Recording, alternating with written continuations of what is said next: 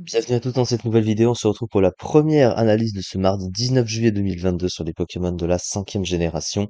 Et on commence avec Mamambo, hein, qui est ce fameux Pokémon poisson qu'on peut voir ici, qui ne possède pas d'évolution ni de pré-évolution. On va voir juste ce que ça donne du coup en stratégie, bien sûr. Il possède tout d'abord un type eau pur. Alors le type eau est un des meilleurs types du jeu, hein, évidemment, il possède de bonnes caractéristiques autant défensives et offensives. Alors défensivement surtout, il a 4 résistances pour 2 faiblesses seulement, ce qui est plutôt pas mal. Offensivement, bien qu'il ne soit pas incroyable, il est quand même correct. Et surtout sa capacité à être aussi neutre sur le type acier notamment, hein, ça en fait un type offensif plutôt correct. Alors il n'est pas exceptionnel, hein, parce qu'il est quand même beaucoup résisté, on peut le voir. Et surtout, il y a l'absence d'un autre stat pour compléter le potentiel offensif du type avec ce Pokémon. Mais ok, ça reste un type qui est plutôt pas mal. Ces trois talents maintenant à Maman. Alors le premier, c'est Cœur Soin. Alors Cœur Soin ne fonctionne pas en combat solo, hein, puisqu'en gros, en combat duo ou multi, ça sonne parfois une altération de statut d'un allié proche. Mais évidemment, en solo, c'est un combat seul. Évidemment, ça ne sert à rien. Hydratation, ensuite, soigne les altérations de statut du Pokémon, pareil à la fin de chaque tour, mais uniquement sous la pluie, donc sans pluie ça ne fonctionne pas.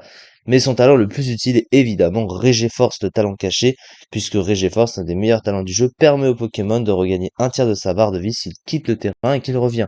Par rapport à ses rôles, surtout, c'est vraiment complètement adapté. Et puis Régéforce te donne du soin, juste en switchant et en revenant sur le terrain, donc et c'est évidemment très pratique. Ses statistiques, elles sont très contrastées. Il possède, comme on peut le voir, une grosse base PV de 165, ce qui est énorme, hein, c'est voilà une grosse base PV. À côté, il a pas des défenses très ouf, hein, surtout sur le spécial, il a que 45 en défense spéciale, donc ce qui fait que malgré une grosse base PV, si tes défenses ne suivent pas, ben ça réduit ton bulk. Alors il a une défense qui est relativement correcte, par contre 80, donc au moins sur le physique c'est un peu moins pire, mais effectivement une défense ça reste assez assez moyenne globalement.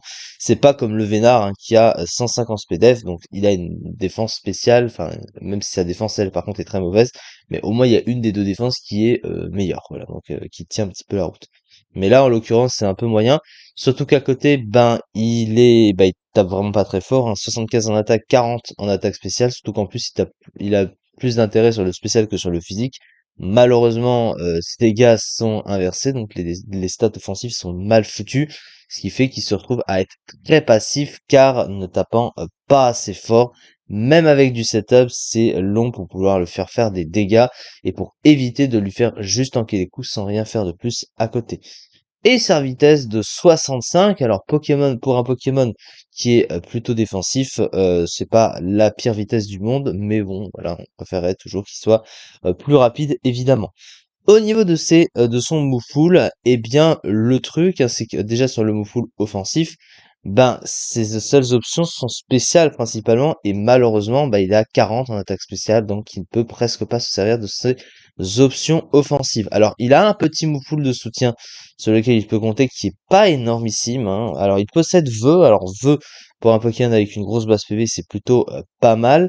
Il possède à côté le mur lumière, voilà, hein, si il veut. Mais à côté, il a vraiment pas grand-chose. Il a plénitude aussi, mais voilà, c'est pareil. Ça lui demande beaucoup de tours sur le terrain pour pouvoir se placer. Il a sabotage aussi. Alors sabotage, oui, hein, c'est une capacité stratégique qui permet de retirer l'objet de l'adversaire et qui double de dégâts à ce moment-là. Mais ce qui est assez étrange avec ce Pokémon, en plus de ça, il n'a pas de bonne capacité de soin, mais bizarrement, c'est un Pokémon qui avant était quand même classé underused, hein. Il était même classé à la 9e place de underused, hein, 12,88%, alors que pourtant son move pool est pas exceptionnel et ses rares options sont peu adaptées à ses rôles. Oui, le soutien, il est pas très très large, hein. D'après ce qu'on il a quelques options, mais voilà, hein, ça reste pas ouf. Alors, DPV excellent et une bonne défense, type au bon défensivement, accès au très bon talent Régé Force ainsi qu'à un bon pool de soutien. Alors, l'avantage, c'est vraiment ça, mais bon, à part ça, il n'y a pas grand chose, hein. Et mauvaise statistique offensive et faible défense spéciale.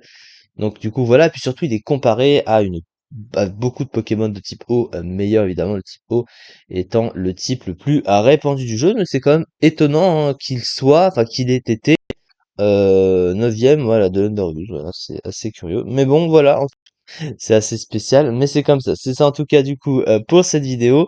On se retrouve du coup pour les analyses suivantes après cette vidéo-ci. Il reste deux analyses à faire aujourd'hui. Merci beaucoup de m'avoir suivi et à très vite pour la suite.